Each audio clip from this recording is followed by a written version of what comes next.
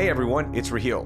By now, all of us have felt inflation's cruel grip on our pockets. But are all the scary headlines about inflation really true? We're bringing back University of Houston adjunct professor, who is also TikTok's unofficial economist, Chris Clark, to break down how inflation is really impacting us. It's Monday, April 10th. I'm Raheel Ramsnali, and here's what Houston is talking about today. Chris, welcome back to CityCast Houston. How are you?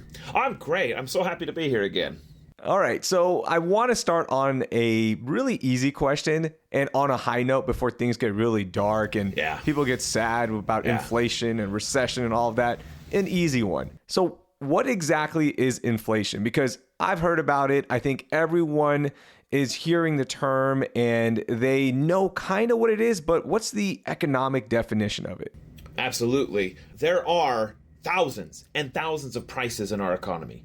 Some prices go up, some prices go down, but in our heads, it's impossible to keep track of thousands or even millions of prices in the economy. So we have to summarize it in some way. And the inflation rate is the average growth of all of the prices in an economy for the average urban American household. And so the current number, if we compare March 2023 compared to March 2022, the average prices for the average urban American household have gone up by 6%. Is that rate like historically high? Is that normal? Where does that measure? Right. So in the context of the American economy, this is higher. It's unusual. But we've seen more than that in the 1970s. That's kind of the previous last historical period of inflation in our recent memory. All the big oil shocks in the 1970s. We peaked at around 14% at that point. But for the whole decade almost, inflation was running at 10+% for nearly that whole decade. Much worse situation that we saw now. In our current bout of inflation, we're on the good side. We're coming down from that hill. We peaked at 9% last July, and it's been slowly coming down. Now we're down to 6% with the most recent readings.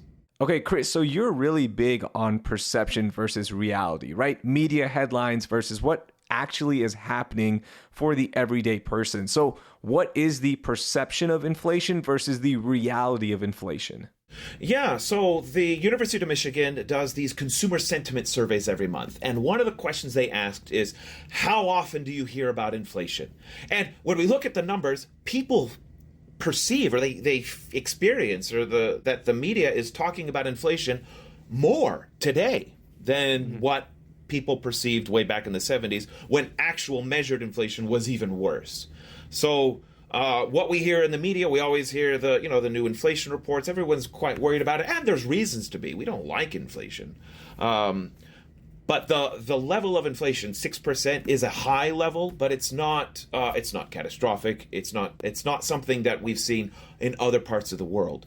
So take, for example, Germany famously in the 1920s with their hyperinflation.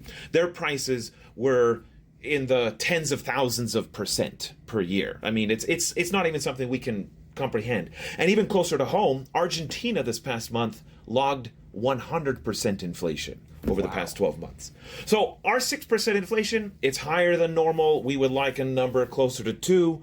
But in terms of, the whole spectrum of what an economy can experience, I would classify it as not great, could do better, but it's not catastrophic. So going from 9% to 6%, that is a good, decrease, and that helps a lot. It really does. And then there's always numbers coming out that might show that, it's marginally getting lower, but in the big picture, that is still a big deal because of how much it impacts, right? But do you think we're feeling it in our pocketbooks where we are paying less, or that, bills are a little bit more affordable now? Is it gotten to that rate? Well, I would say the biggest thing that we could see and feel are the declining gas prices. I mean, if we go back to 11 months ago in May, they peaked. And ever since May, gas prices have slowly been coming down, and they've kind of been stable for the past few months. That's something people are going to notice because we have these huge signs saying what gas prices are on the roads. I mean, could you imagine if all the other prices in our economy were that out there and in our consciousness as gas prices are. And even though gasoline expenditures, the irony of it as an economist is that the gasoline expenditures are a relatively small part of the average household's budget. They're just one we think about a lot because we're gassing up once a week and we see that price. I mean, when you buy salt or when you buy bread, how often are you analyzing the price every time that happens? You know, it doesn't quite have that same salience in our minds. Yeah, it doesn't. But I do. I'm cheap. I'm like, hey, hold on. Bread has gone up a little bit here. Can we cut back? Yeah, can we cut back a little bit now? Yeah. And in fact, bread and groceries in general are going up faster than the average rate of inflation, than all the overall average prices. I just pulled up the Houston numbers. Food at home, so that's kind of your grocery prices, they have grown 13% over the past 12 months. And dairy and related products, they've gone up 20%. A lot of that's, of course, the eggs and the avian flu. So it's kind of a little narrow explanation there. But yeah, food is much more expensive than it used to be, and it's growing faster than the overall inflation rate. Yeah, let's stick with that. Is there one factor? I know there's so many different factors, but is there one thing that we can point to why our groceries are going up? I mean, with eggs, obviously it's the avian flu. That's driving basically the whole story. You know, it's increasing the costs of these firms, and those costs get pushed onto consumers. There are a few firms that have gotten lucky with the avian flu, and they haven't had to experience it, so they're not facing those high costs. And so that means those firms are doing quite well. They're earning a lot of profits off of this situation. But is there one factor for inflation overall? Inflation's driven by three things. Number one, you have expectations. People will set contracts, and they have to write a contract, and they have to predict what the price is going to be over the next year, 2 years, or if you're buying a house, over the next 30 years. And if people have beliefs that change about prices, that's going to filter into what prices actually manifest themselves once those contracts are fulfilled later down the line. Luckily, we haven't seen a lot of inflation expectations rising. So that's not been the big driver over the past 2 years. So that's the good news. So the other two reasons are going to be supply and demand. Supplies are going to be things like increased costs, increased shortages. The ports are being backed up. We can't get the chips to put into our products. Factories in China are closed because of their COVID shutdowns. All of the pandemic-related supply shocks that we've seen, that's been driving a lot of the inflation. But it's not the whole story. And in fact, it's still around. There are still supply shortages, but it's a smaller story today, spring 2023, than it was, say, 18 months ago. So that's going to leave us with a third explanation. If it's not supply, it's going to be demand. And demand is coming from a very, very tight labor market. And so that's the thing with macroeconomies is not everything goes bad and not everything goes good. We have kind of a mixture. There's good things happening right now. One of the good things is the unemployment rate is at a 50-year low. We haven't seen a consistent unemployment rate this low since 1969 when we were landing on the moon. Wow. So this is huge. This is great news. The other component is we had a very generous stimulus check. It's 2 years ago now, but people saved a lot of that. And it's still, a lot of that money is still being spent. And so people have more money than they used to, and they're spending it. And that's going to increase the demand for products. And if supply can't respond, it will result in higher prices. So right now with the 6% rate, it's still, like you said, look, it's not good. It's not bad. It could be a little bit better. What are some items that consumers should really avoid during this period? Eggs. Eggs is a good one, but when I go to my grocery store now, eggs have come back down to normal prices. I can buy 18 eggs for under $7, and that's about what I was paying, pretty much the last 4 years for me. Yeah. And so it's tough because some of these things like groceries going up 11%, there's no substitute for that, And you can eat out. All right, well, if you look at the food away from home, they grew by 9%. And anyway, they're more expensive to begin with. So what ends up happening is you try and substitute towards the cheapest products you can find. When we see revenues of Target compared to revenues of Walmart, for example, Walmart's doing fine. Walmart's doing quite well because people are bargain hunting and people are looking for more cheap deals.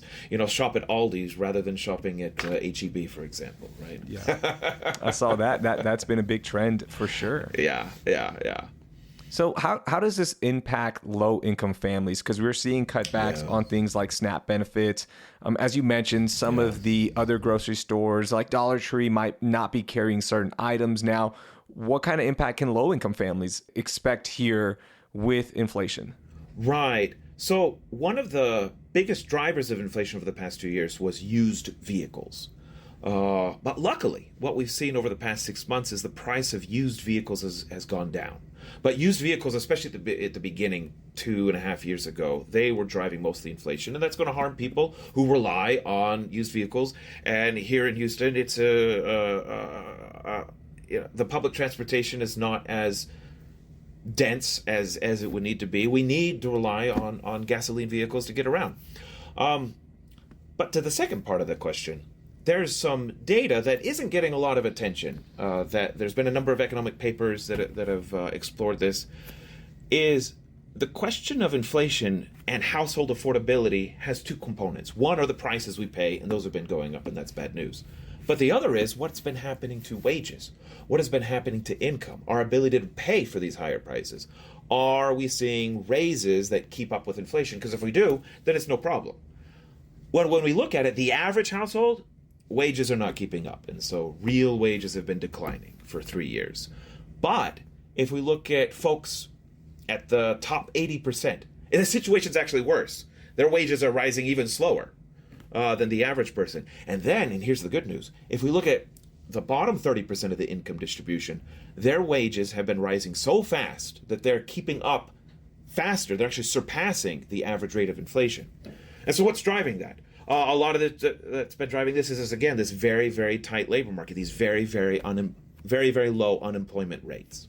So people are quitting their jobs, going to find new jobs. If their boss doesn't give them a raise, they go, oh, fine, I'll just go get another one because there's 10 million job openings right now. Oh, wow. So that is some positive news here. There is, yeah. I mean, it's generally, most of the time when bad things happen in the macroeconomy, it's the bottom half of the income distribution that feels the brunt. And it's terrible. It's a moral atrocity.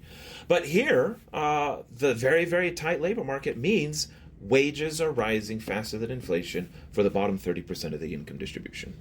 So with some of that uncertainty fresh on our minds, how can Houstonians still save money and not let this inflation kind of catch up to them?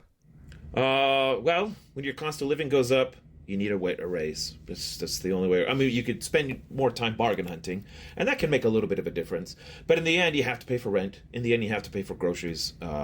So there's not much you can do along that margin. So you have to do something on the income side. Because we're in a tight labor market, you're in a much stronger position to bargain with your boss than the workers have been since 40 years ago.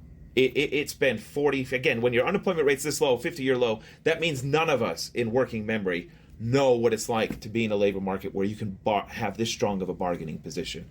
And it's time to ask for that raise. I like it. So the big takeaway here is after you get done listening to this episode, walk right into your boss's office, demand that raise. It's got to be a credible offer. You got to have a bargaining position can't just be hot air. You got to have a credible offer.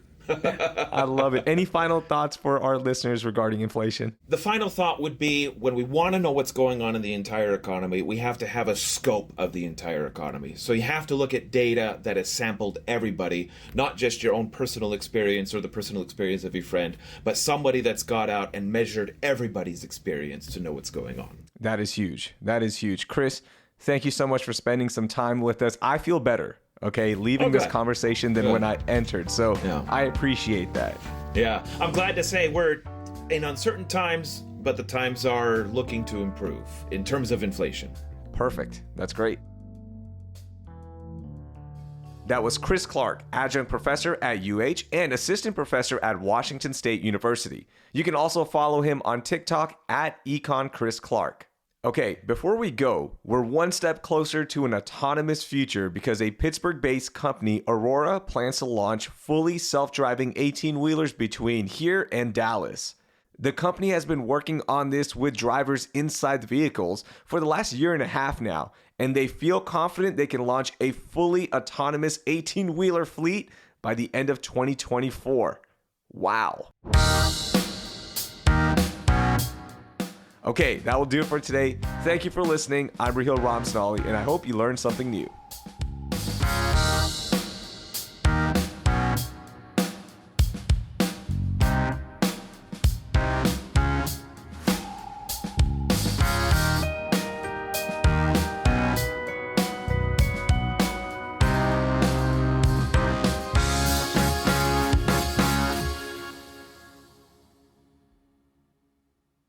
Cool.